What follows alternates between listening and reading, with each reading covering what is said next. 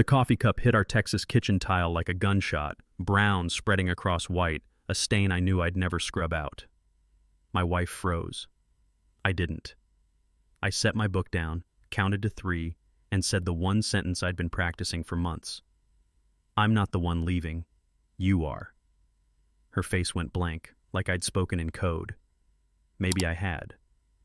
Because here's the part nobody at her Thursday happy hours ever heard. I've kept every text, every joke about my gut, every time she introduced me as IT support, like I fix printers for a living. I can timestamp humiliation. 60 seconds from now, I'll show you why she's been so nice lately, why the pancakes, why the sudden hand-holding, why she accidentally left her iPad unlocked on the counter after bragging about her promotion. This isn't a midlife crisis, it's a paper trail. So if you've ever wondered what the exact sound of a marriage breaking is, listen closely. It starts with a cup and ends with a choice. I'm Jack Miller, 42, a cybersecurity consultant out of Round Rock, Texas. I keep companies safe from the kind of trouble you only notice when it's too late. I like simple things: hot coffee, a quiet morning run, a garage that smells like cedar and motor oil. I grew up working summers at my uncle's hardware store. You fix what's broken. You don't brag about it. That mindset served me at work, but at home, it made me a target. When you're steady, people mistake it for small. I didn't chase spotlights. I liked being useful. I thought that was enough. For years it was. Our house was modest, our bills on time, our weekends predictable in a comforting way. But comfort can look like laziness to someone hungry for applause. I didn't see the shift coming. I missed the first hairline crack in the tile. The day I heard my own wife call me IT support, I finally looked down. The crack wasn't small anymore. Lauren is 38, a senior marketing manager who knows how to light a room. She talks with her hands, remembers names, and runs meetings like a conductor. Clients love her confidence. I did too.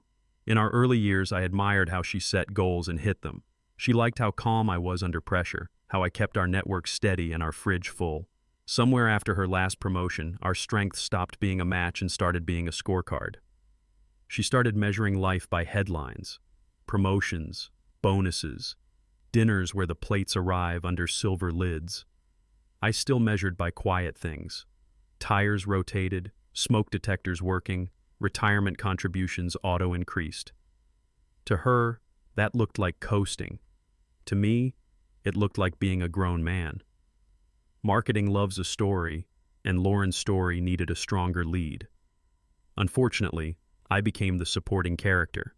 The first time she introduced me as AT support, I smiled to keep the peace. Inside, something tightened and didn't let go. It happened at a backyard barbecue with her coworkers. The grill was loud, the music louder, and everyone wore that relaxed Friday grin. Someone asked what I did. Before I opened my mouth, Lauren answered. "He's IT support," she said, playful, like a wink. Laughter. Plastic cups lifted. I could have corrected her. "Cybersecurity consultant," I could have said. "Threat assessment, compliance, incident response." Instead, I let it pass. Who argues titles over potato salad? But here's the truth older men know. A joke repeated becomes a label. Later that night she said, "Relax, it's easier for people to understand." Maybe she was right about people. She was wrong about me. Something about being reduced in front of strangers sticks. It follows you home. It sits on the couch next to you while the TV is on and the room goes quiet. I told myself it was a one-off. Then the next weekend, she said it again, this time in front of family. It started as concern. "Maybe jog with me," she said, touching my stomach like it was a project timeline. "Just for your health." Fair enough. I tightened my laces and ran. Weeks later, the tone changed.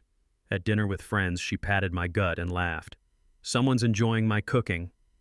The table froze for a breath, then everybody did the polite chuckle. I smiled because men my age know how to swallow a moment. In the car home, I tried to explain how it lands. She said I was sensitive. "Everyone jokes," she added. "Not everyone jokes about the person they promised to protect." The next time it happened, people glanced at me, then at her, then back down at their plates. That's when embarrassment learns your name. I stopped reaching for seconds. I started skipping dessert. I also started counting. There's a number where teasing becomes a trend. I didn't know the number yet. I knew I was getting closer. Her company's holiday party sealed it. New venue downtown, glass walls, a skyline that made people talk louder. She introduced me to her new boss with a smile that never reached me. "This is Jack," she said. "He fixes our printer when it's mad." Laughter again, like a cue. The boss shook my hand, already looking past me. I wanted to correct her so badly the words burned my tongue, but cybersecurity sounded heavy in that room full of light. I nodded and asked about the view. On the drive home, I brought it up. She waved it off. "It's a metaphor," she said, relaxed. Metaphor or not, it spread. At church, at brunch, at neighborhood gatherings, I watched the story of me shrink to something you keep under a desk. That night I lay awake and replayed the moment frame by frame. Somewhere between the handshake and the skyline, I lost a piece of myself. I promised not to lose another. If work friends sting, family cuts deeper. Sunday dinner at her sister's place, kids running, football humming from a back room. Her brother-in-law shared news, regional manager, applause, clinks, big grins. "That's amazing," Lauren said. "Ambition is so attractive." She glanced my way, quick and surgical. Her sister nodded. "Nothing better than drive." I felt my fork grow heavy. I could hear the clock in the hallway. When it was my turn to share, I mentioned a tricky client breach I'd quietly prevented. No headlines, just safety. The table changed the subject. Later in the kitchen, I washed dishes and wondered when usefulness stopped counting. On the ride home, Lauren called it a nice evening. I said nothing, because men my age understand that some statements are booby-trapped. That night, the word ambition followed me into sleep like a cold draft. In the morning, I wrote it down. First entry, small notebook, top line, ambition, attractive, not mine. After that, the script repeated. At happy hours, some people just coast. At neighborhood gatherings, I've always been drawn to go-getters. In front of me, behind me, beside me, same melody, different room. The human brain learns by repetition. So does humiliation. I tested the edges. If I dressed sharper, did the comments soften? If I mentioned a project win, did she amplify it? No and no. The story of me had momentum now. You could feel it in how others spoke to me. Cheerful, a touch paternal, like I was a good sport about all this mediocrity. Men in their 50s nodded at me with a look I understood later, sympathy from veterans. At night, Lauren said she was just venting. She called it harmless. I started calling it what it was, erosion. You don't notice erosion day one. You notice when the ground gives way under your feet. The next time it happened, I didn't flinch. I listened. I took mental notes. Here's what older men will recognize. The damage shows up in quiet places first. In the garage, where you stay 5 extra minutes after the project is done. In the grocery aisle, where you forget why you came. In the way you answer, "How's work?" with a shrug, not because it's bad, but because you're tired of proving it's good. I felt smaller at home than anywhere online attackers had ever made me feel. That mismatch is a special kind of fatigue. I tried to fix it the way I fix most things, by working harder. Flowers, dinners, weekend trips planned down to the parking. Each gesture landed, then slid off. The story had hardened. I could feel myself disappearing in my own kitchen. One night, I turned off the porch light and caught my reflection in the window, jaw tight, shoulders pinned forward. I didn't recognize that man. I decided to find him. But first, I needed proof I wasn't imagining this. I bought a small notebook. Nothing fancy. Black cover, lined pages, fits a back pocket. I dated the first line and wrote what she'd said that night, word for word. Then I added where, who heard, and how it landed. The next week I started saving texts. The week after I took screenshots. Not for revenge, for clarity. Men like me document because we need to know if we're overreacting. The ledger grew. Company party remarks, family dinner glances, the printer joke showing up in new mouths. I kept it simple, plain language, no heat. Patterns need cool air to appear. After a month, I flipped back through the pages and felt my chest thump. This wasn't mood. This was math. I set the notebook down and realized something I couldn't unknow. This wasn't drifting. It was direction. The next morning I woke up early, made coffee, and waited. If there was a fault line running under our house, I was done pretending not to feel it. The next clue showed up at a neighborhood barbecue. Paper plates, folding chairs, kids chasing each other between the grill and the sprinkler. A neighbor's wife said, "Some men just like to keep things simple," and smiled at me like we shared an inside joke.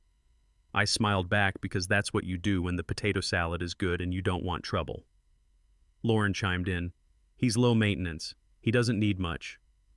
The group nodded like that was praise. It sounded like a ceiling.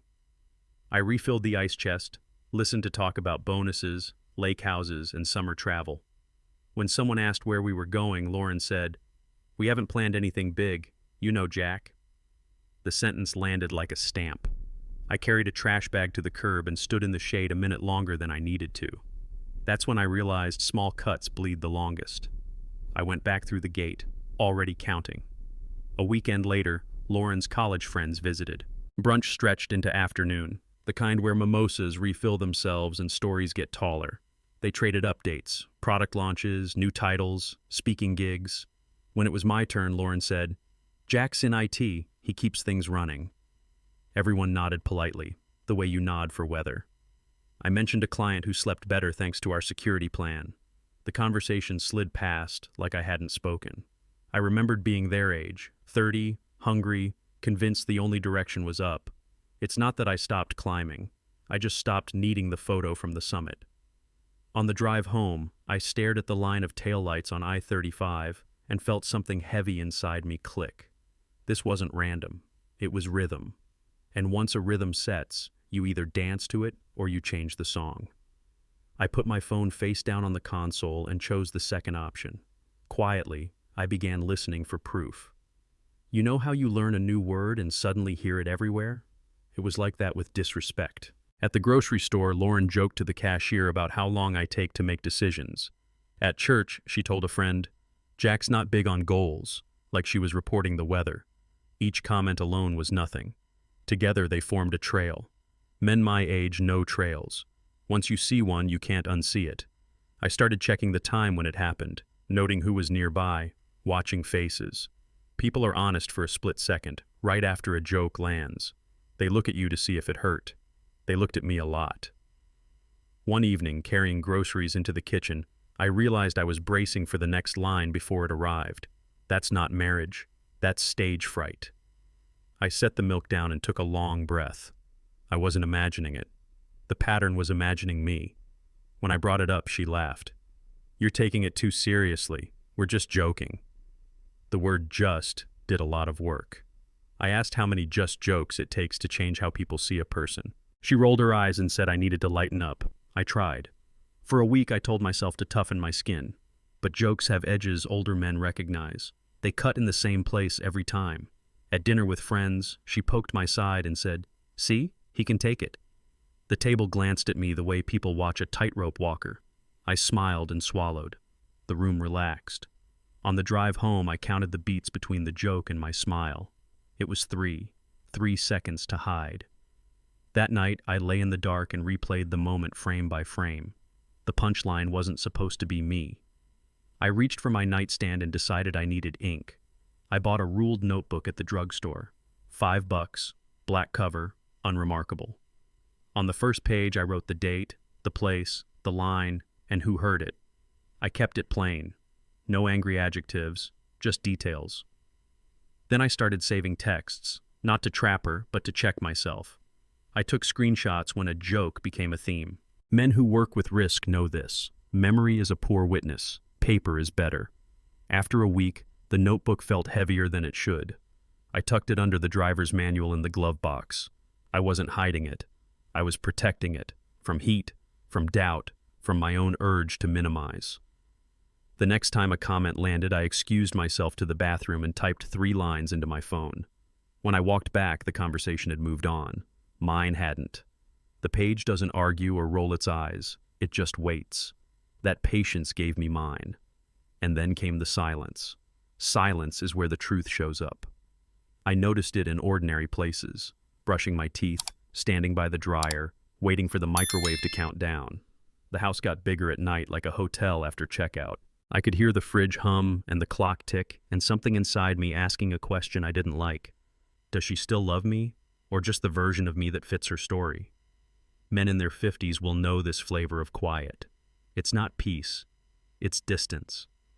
I tried to close it with effort, took her to that taco place in East Austin she likes, planned a day trip to the river. The gestures landed, nothing changed. The space between us kept its shape. One night I turned off the TV and said, "I don't like who I am in this house." She shrugged, said I was overthinking. Maybe, or maybe the quiet was telling the truth. I decided to ask better questions. At work, clients called me reliable, thorough, calm under pressure. They trusted me with the messy part of their business, protecting what breaks when no one is looking. At home, I was the guy who kept things running, like a light bulb that hasn't burned out yet. Same man, two versions. On Tuesday, a client thanked me for catching a threat before it spread. On Wednesday, Lauren told a friend I don't push myself. I sat there holding both sentences like weights that didn't balance. Older adults know the cost of living two stories at once. It leaks into your posture. It shows up in how you answer simple questions. When Lauren asked how my day was, I started saying fine because the real answer had nowhere to land. That afternoon, I stood in the garage and said out loud, "I'm not those jokes." The concrete didn't argue.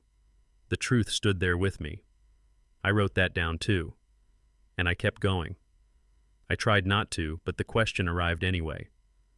Does she still love me? Not the man in her story. The real me. The one who fixes the sink before it floods, who shows up for the neighbor's jump start in the rain, who takes the late call because a client is scared. I didn't need grand gestures. I needed respect. Men my age learn to value quiet forms of it. A hand on your shoulder, a thank you said without an audience. I asked Lauren if she felt proud of me. She said, "Why are you fishing?" I said I was looking for an anchor.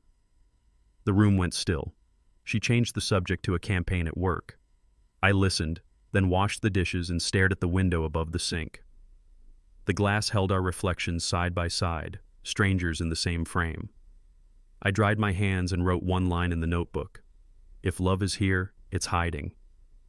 I wanted to save the marriage. I also wanted to save myself. Those desires pulled in opposite directions. If I pushed for change, she'd call it neediness. If I stayed quiet, I'd disappear. Men who've been married a while will recognize the trap, speak and be wrong, swallow it and be smaller.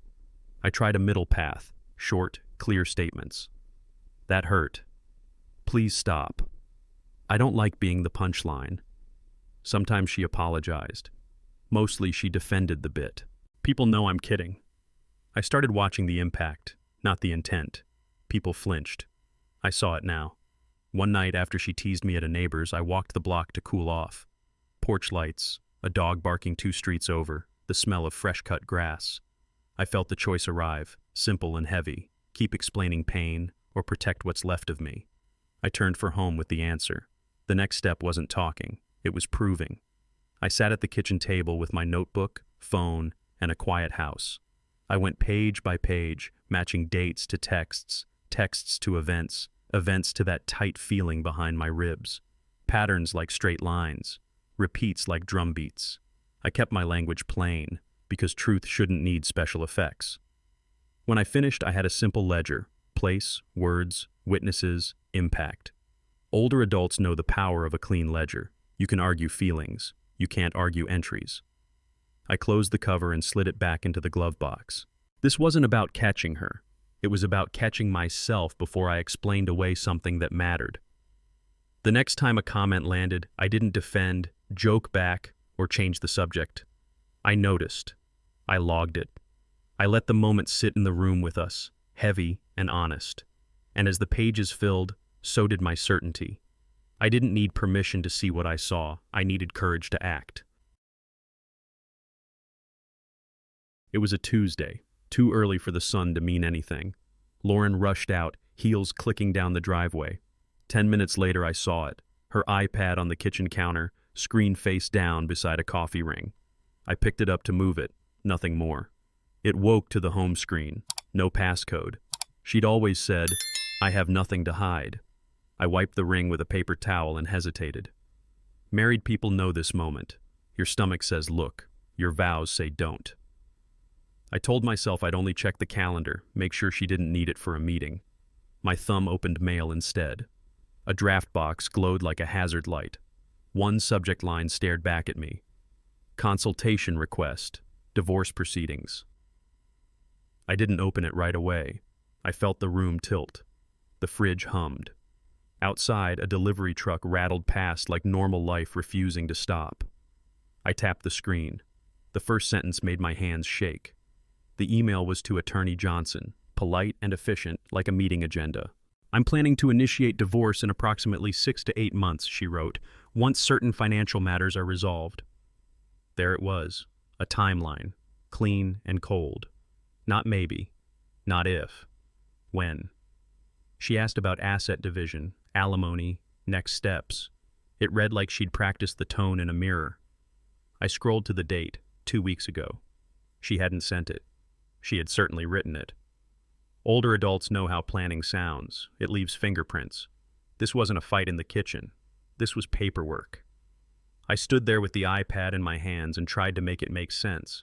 Maybe she wrote it in anger. Maybe she saved it to delete later. Our life had been full of maybe. The draft was not. I set the iPad down, then picked it up again. The truth doesn't always shout. Sometimes it sits in the drafts folder and waits for you to blink. 6 to 8 months. I said it out loud, testing how it felt in the room. A season and a half. Long enough to smile at me across the table, hold my hand on the couch, and still plan her exit. The words, certain financial matters, clanged in my head. What matters? I thought of her recent promotion. I thought of June. I scrolled again, slower, like moving through a crime scene. She'd asked for a confidential consultation and listed questions with bullet points.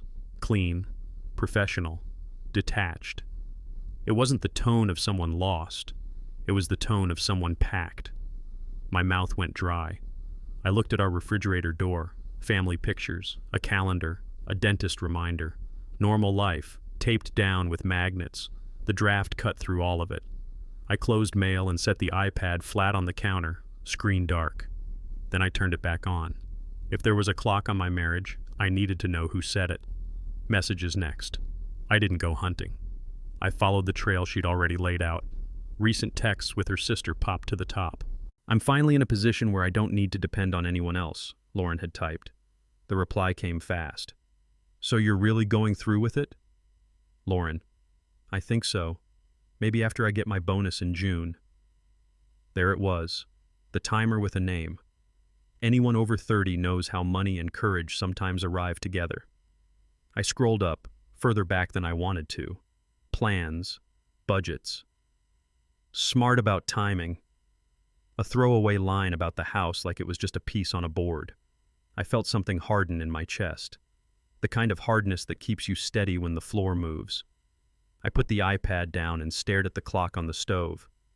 The next question wasn't whether I'd seen enough. It was whether I'd keep pretending I hadn't. I opened files. 2 folders sat there like suitcases by the door. Financial planning and living arrangements. Inside, spreadsheets labeled with dates, apartment screenshots, deposit amounts, furniture links. A checklist titled Post-Separation Budget. Nothing dramatic, all practical. Anyone who's ever organized a move recognizes the pattern. The difference was I lived in the house she was moving out of. I felt my jaw tighten. I zoomed in on a spreadsheet. Lines and numbers don't lie. They also don't hug back. I breathed through it and kept my eyes clear.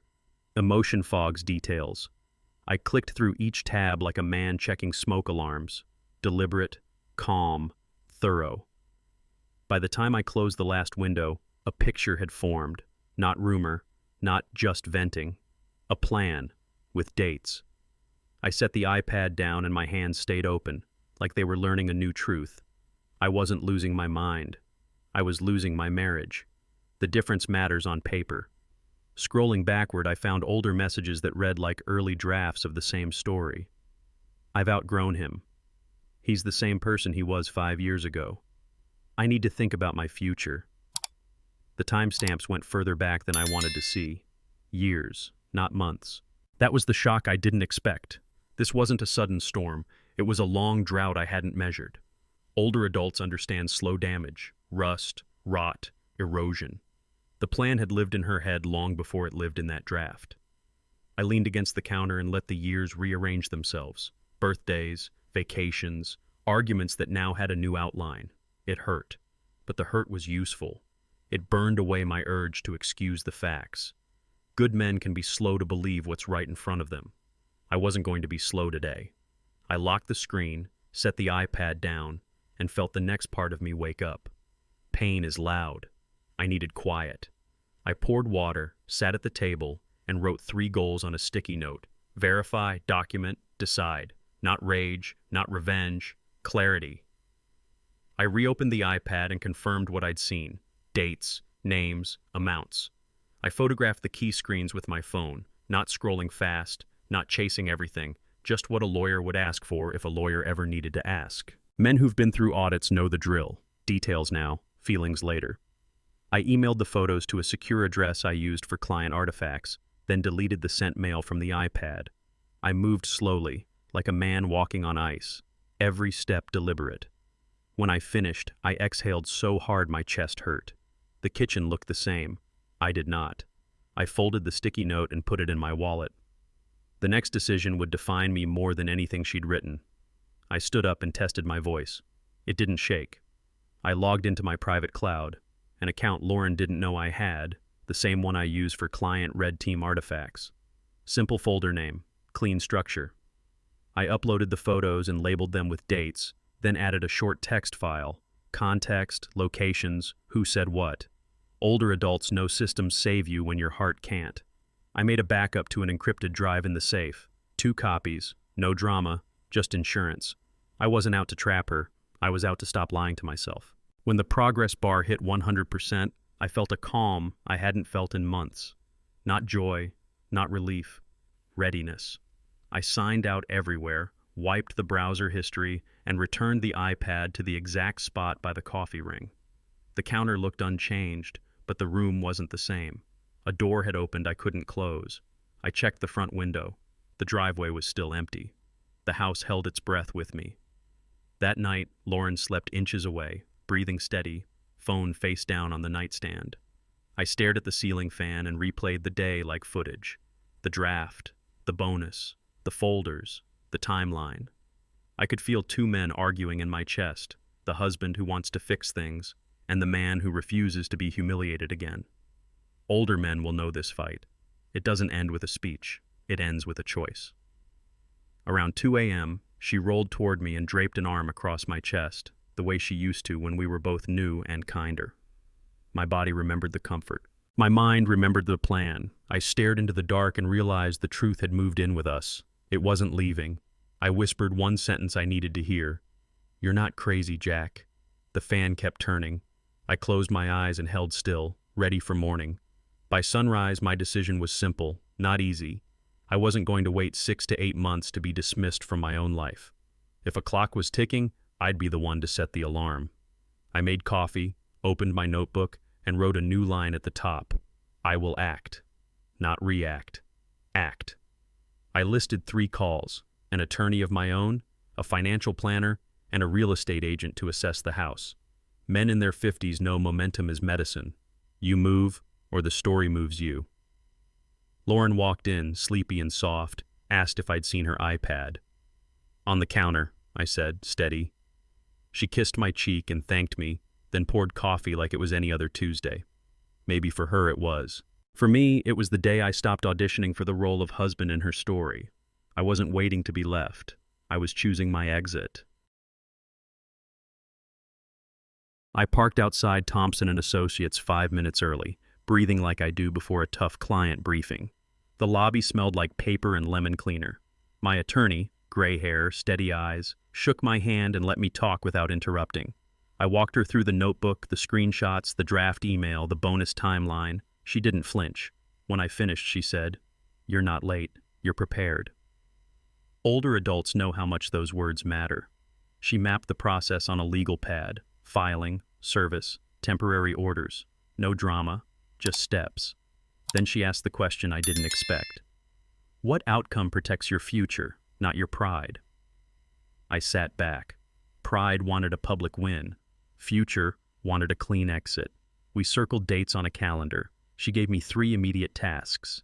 As I stood to leave, she said, "Move like a professional, Jack." It wasn't a pep talk. It was a standard. I walked out with a plan and a spine. Back home, I laid everything out on the kitchen table: ledger, copies, a typed timeline. I organized like I do for an incident response: evidence, analysis, action.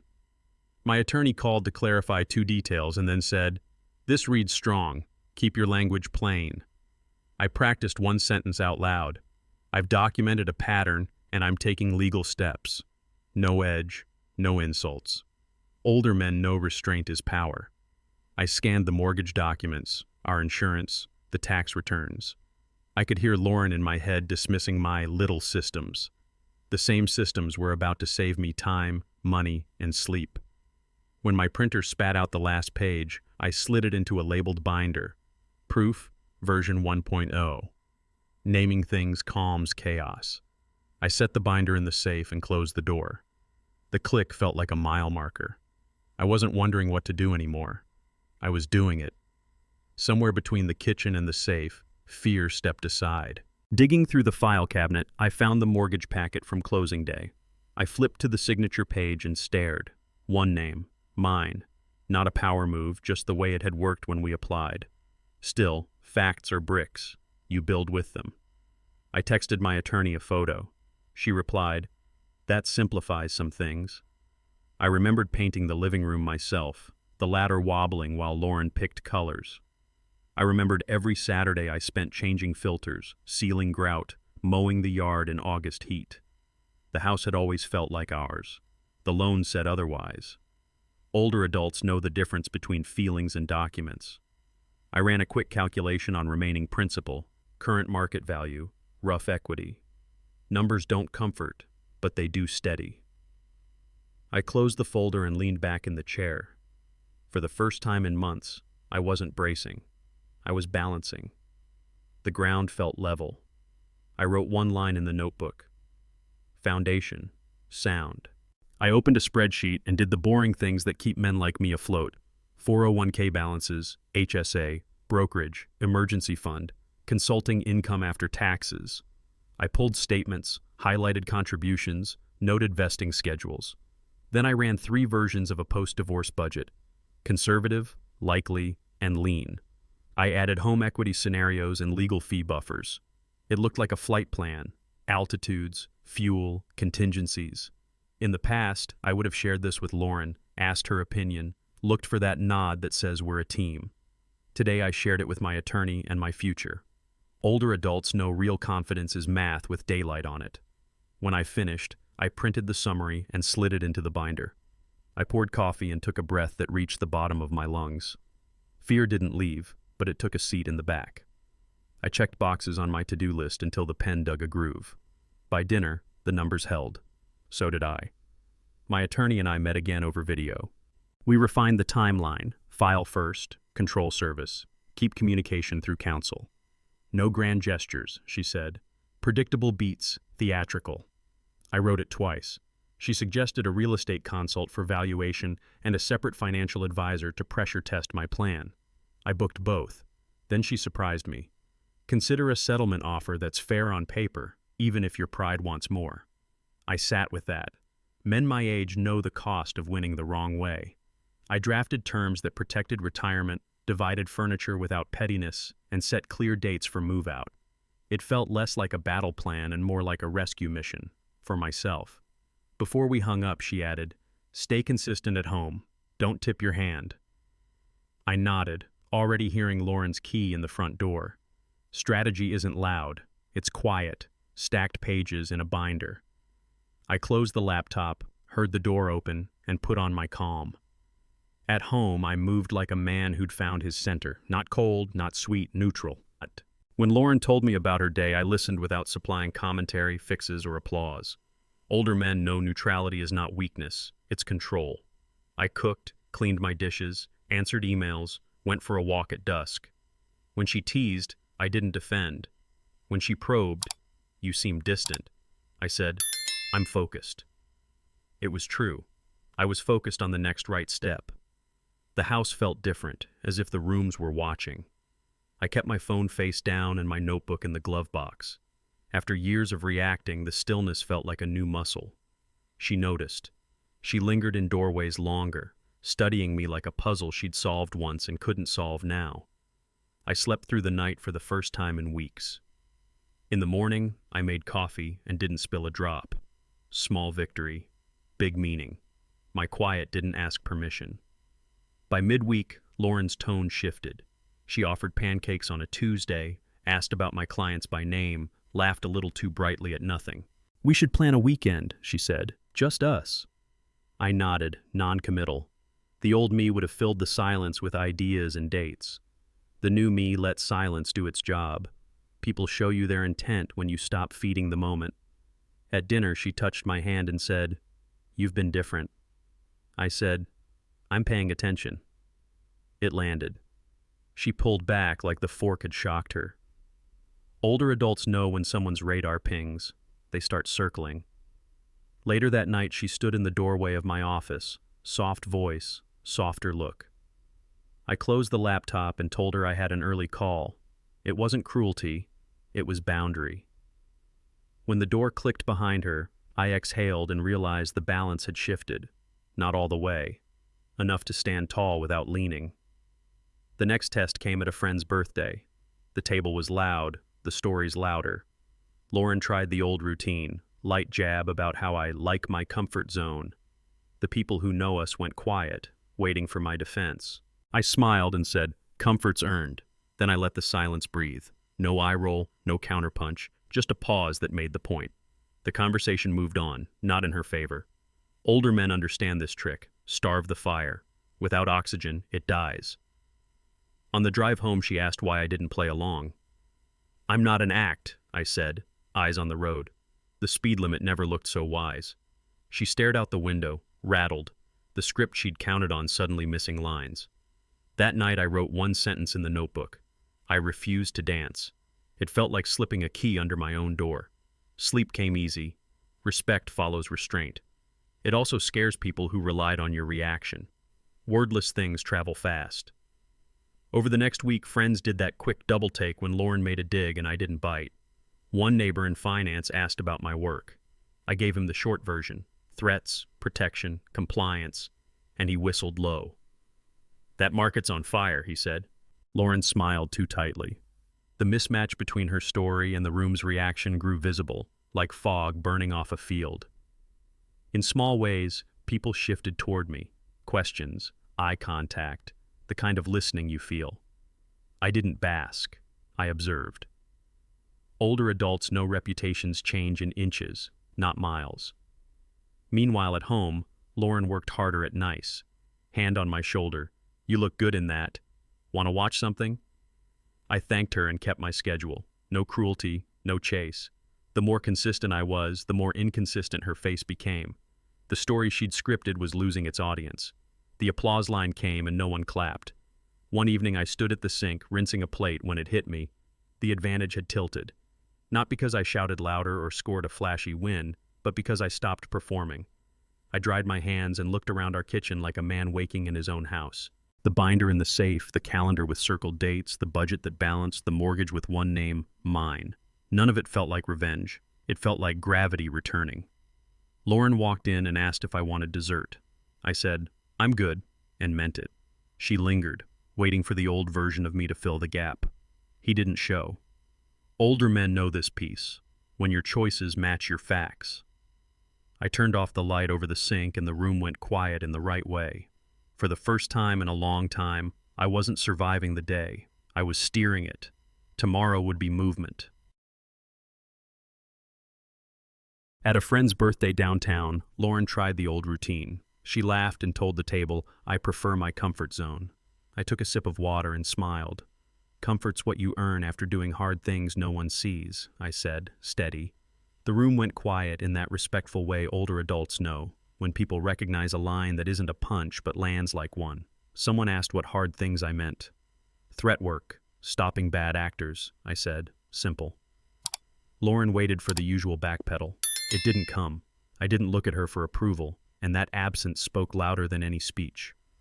The conversation shifted toward me without effort, like a boat catching a current. I didn't sell myself. I just stopped renting her version of me. On the ride home, she stared out the window and tapped her finger against the door. By the time we pulled into the driveway, I realized the script had changed hands. News doesn't travel in words first. It travels in faces. Over the next week, people looked at me differently. Not with pity, with interest. When Lauren floated a light jab, the room didn't laugh on cue. They glanced at me, then at her, then away, like folks do when they realize the joke isn't funny to the person inside it. A neighbor refilled my coffee and asked genuine questions about risk and small businesses. I gave plain answers. The men at the table nodded the nod of men who've had to prove quiet work counts. Lauren tried to redirect, praising a coworker's promotion, but the moment didn't stick. You could feel the air move, like a front passing through. On the walk to the car, she slipped her hand into my elbow, a move she saves for optics. I let it rest there, neutral. The door shut with a soft thud. Inside that sound was a verdict neither of us said out loud. A few days later at a backyard cookout, our neighbor in finance asked, "So what exactly do you do, Jack?" I kept it plain. I help mid-sized companies keep bad guys out, data protection, threat assessment, compliance. I consult on weekends. He whistled. That's where the demand is. Heads nodded. Older adults know real respect isn't loud. It's the quiet shift when people start asking follow-ups. Lauren stood beside me, smile too tight, like a zipper that won't lay flat. I didn't twist the knife. I passed the chips and changed the subject to the brisket. Later, while we stacked folding chairs, he said, "Man, you must sleep light with that workload." I answered, "Better lately." He didn't push. He didn't need to. The story had adjusted itself. When we walked home, Lauren said, "I didn't realize your consulting was that serious." I looked at the sidewalk and said, "It's always been serious." The streetlights hummed. She heard what I didn't say. After that, the reversal didn't arrive like thunder. It settled like good weather. People deferred to me in conversations where they used to defer to her. Not because I demanded it, because I finally showed up as myself. At a couple's dinner, someone asked for advice about password managers and backups. I gave the easy version, no jargon, just 3 steps that protect most families. The husband took notes on a napkin. "You saved me a headache," he said. Lauren lifted her wine and called me an expert. The word felt borrowed on her tongue, like shoes a half size off. I thanked her without looking for a reaction. When the check came, the table split it cleanly. No awkward charity, no subtle ranking. On the drive home, classic rock low on the radio, a new piece rode in the passenger seat. I wasn't trying to win anymore. I was living in true scale, and that, quietly, put her out of tune. Then the sweetness began. Pancakes on a Tuesday. "You've been working hard." She asked about my clients by name, like the details were landmarks she suddenly cared about. Older men know this dance, when attention turns after the audience changes. I answered her questions, short and kind. I didn't feed the moment. That evening she texted me links to a cabin in Fredericksburg. "We should get away." I replied, "Maybe." She hovered in the doorway of my office, arms folded like she was cold. "You're distant," she said. "I'm focused," I answered. Same line, same truth. She nodded, but her eyes searched my face for the old habit, eager, apologizing, chasing. He was off the clock.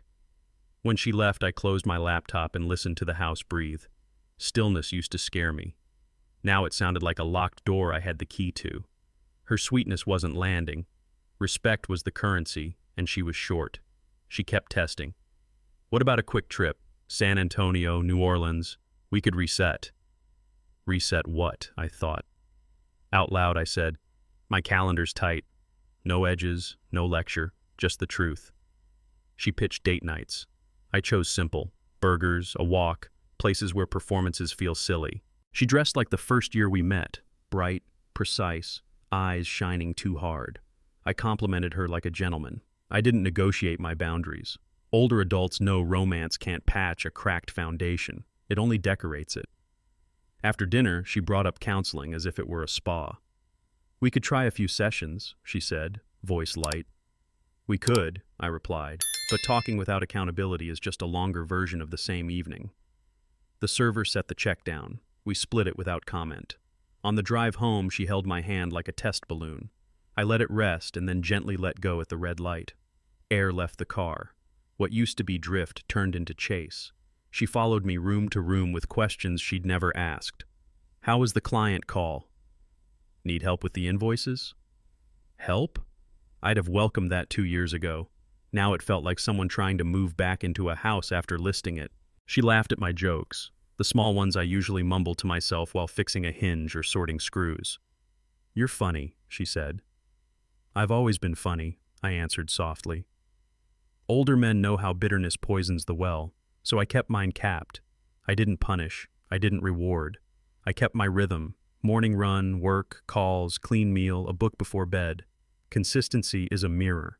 It showed her everything. One evening, she stood behind me at the sink and wrapped her arms around my waist. The water kept running.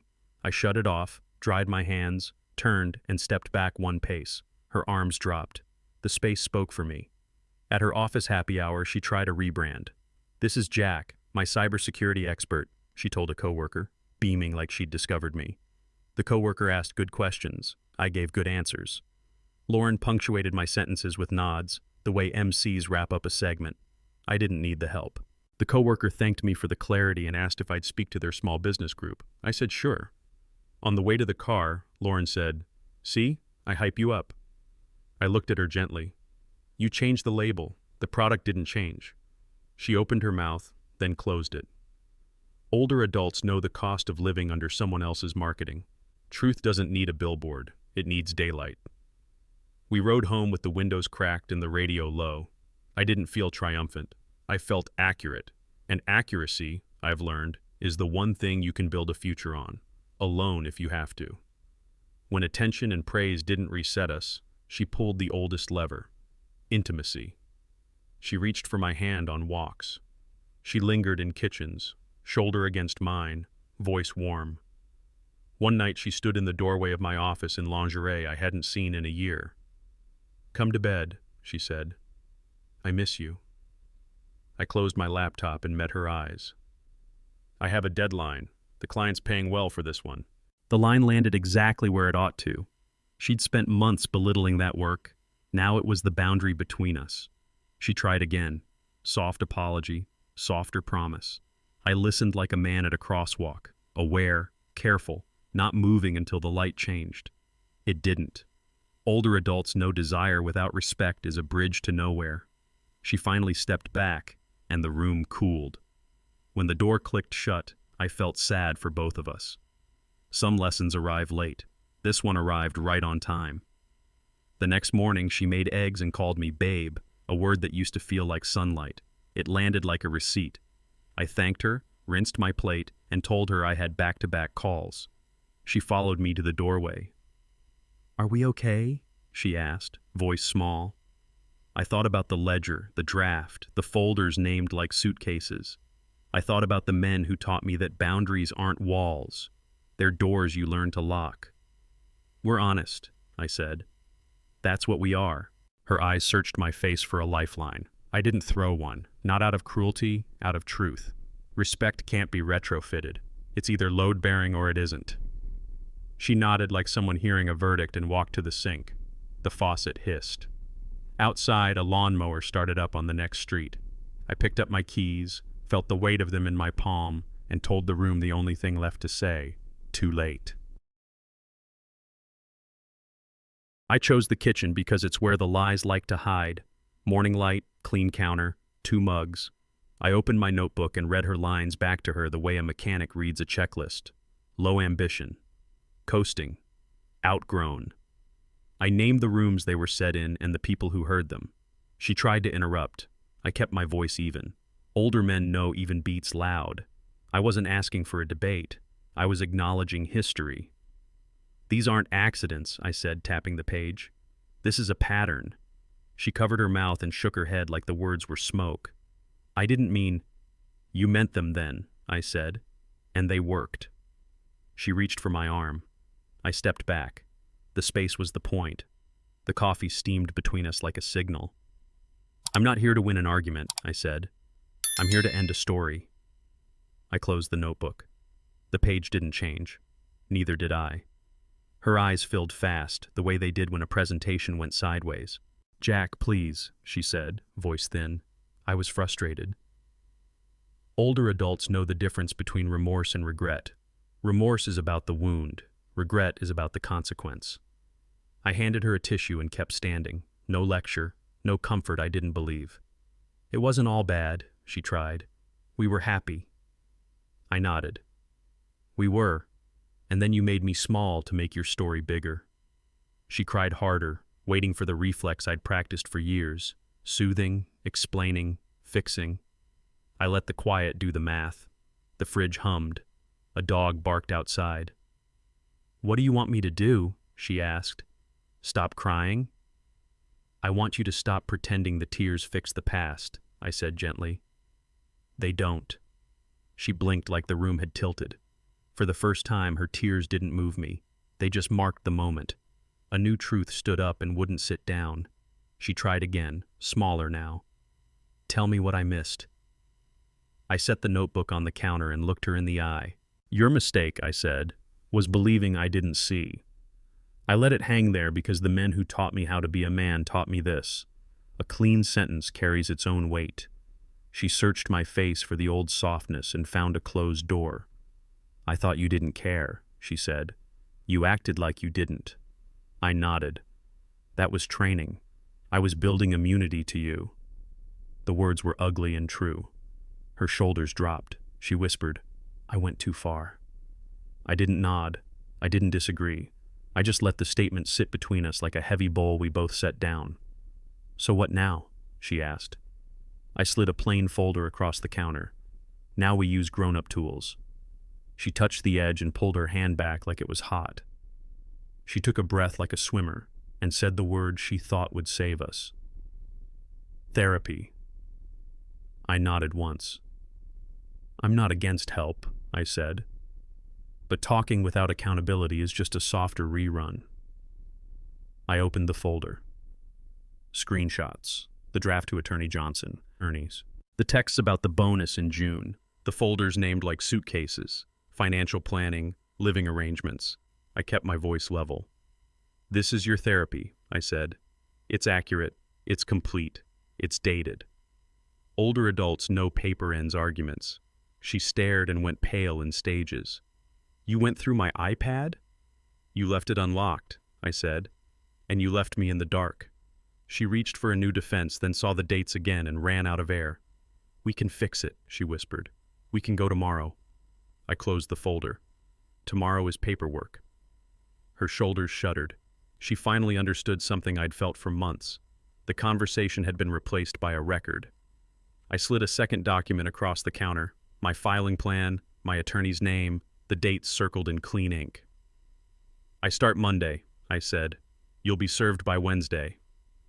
She flinched like I'd slammed a door. You wouldn't. I didn't raise my voice. I already did the hard part. I decided.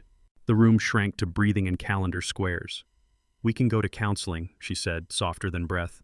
We can rebuild. I shook my head. You built a case. I built an exit.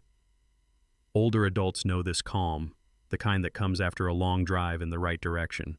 She looked past me toward the hallway like there was a version of us standing there who could step in and fix it. There wasn't. I picked up my mug and took a slow sip. The coffee had gone cold. I didn't mind. It's over, Lauren, I said, clear as a password. She closed her eyes. When she opened them, she knew. Monday came like a clean page. I parked outside the courthouse, signed where my attorney pointed, and felt the odd quiet that follows hard decisions. No parade, no anger, just the sound of a pen on paper. On the way home, I picked up groceries, eggs, coffee, a loaf of bread, regular things that looked different in my hands. Older adults know that normal life is how you carry heavy news. I set the receipt on the counter and waited. When Lauren came in, heels soft on the tile, I told her plainly, "I filed this morning." She blinked twice like her eyes were trying to focus the words. "You filed?" I nodded. "Service will happen Wednesday. We'll keep this clean." She reached for sarcasm and found nothing. "You can't do that." I met her stare without heat. "I already did." The room seemed to lean. For months I'd carried a secret dread. Now the secret was daylight. The dread had nowhere left to hide. Panic doesn't announce itself. It rearranges a face. Lauren's did. She paced the kitchen, phone in hand, thumb hovering, then calling, then hanging up. "We can talk," she said. "We can fix this." Fix what? The ledger? The draft? The folders named like packed bags? I stayed beside the island, grounded as a fence post. "We will talk," I said, "through counsel. Older adults understand boundaries, not walls, but doors you learn to lock." She threw out reasons like life preservers, summer plans, the house, the dog we almost adopted. "You're being cruel," she said finally.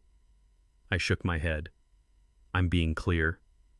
She sank into a chair and stared at the floor, as if a better version of us might be written there in the grout. When she looked up, her voice was small. "I didn't think you'd ever do this." I nodded once. That was the mistake. The microwave clock ticked to the next minute. In that click, something ended. The next morning, she tried a softer pitch. "You said you wanted me happy," she whispered, "and I'm not happy now." I poured coffee and handed her a mug. "I want you free," I said, which isn't the same thing. Older adults know freedom comes with invoices. You pay in comfort, in routine, in how people look at you when stories change. She asked where she was supposed to go. I told her the timeline, the options, the fairness on paper I'd built into the plan. "This is what you wanted," I said, calm as a checklist. "You're not trapped. You're untied." She flinched at the word.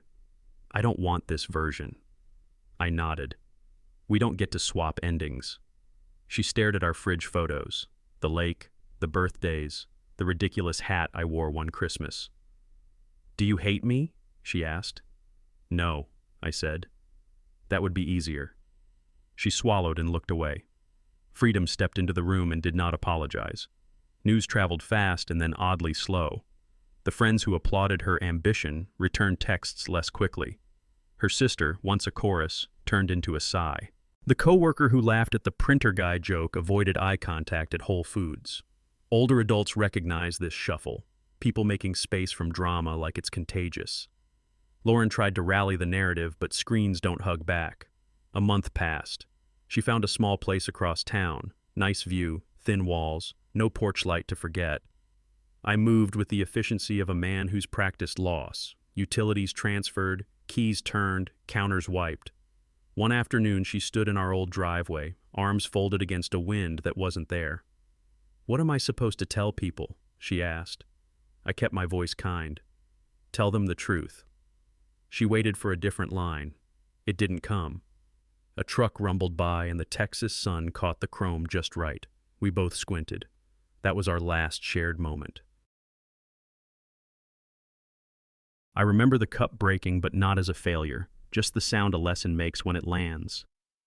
I don't carry this marriage like a wound. I carry it like a handbook with pages I finally read. She was right about one thing. We both deserved better, just not from each other. That truth sits light now. The house is quieter. Mornings are honest. I make coffee, open the blinds, and feel something I hadn't felt in years. Room to be the man I am without asking permission. If you're my age, you know that winning isn't loud. It's the steady choice to protect your peace. Sometimes the strongest revenge is to walk away in silence, to leave the argument behind and take the lesson with you. I'm not angry. I'm not auditioning. I'm done. If you saw yourself anywhere in this story, drop a comment. I understand. Then choose. No hedge, no half measures. Will you forgive or will you walk away? Either path is work. Only one is yours.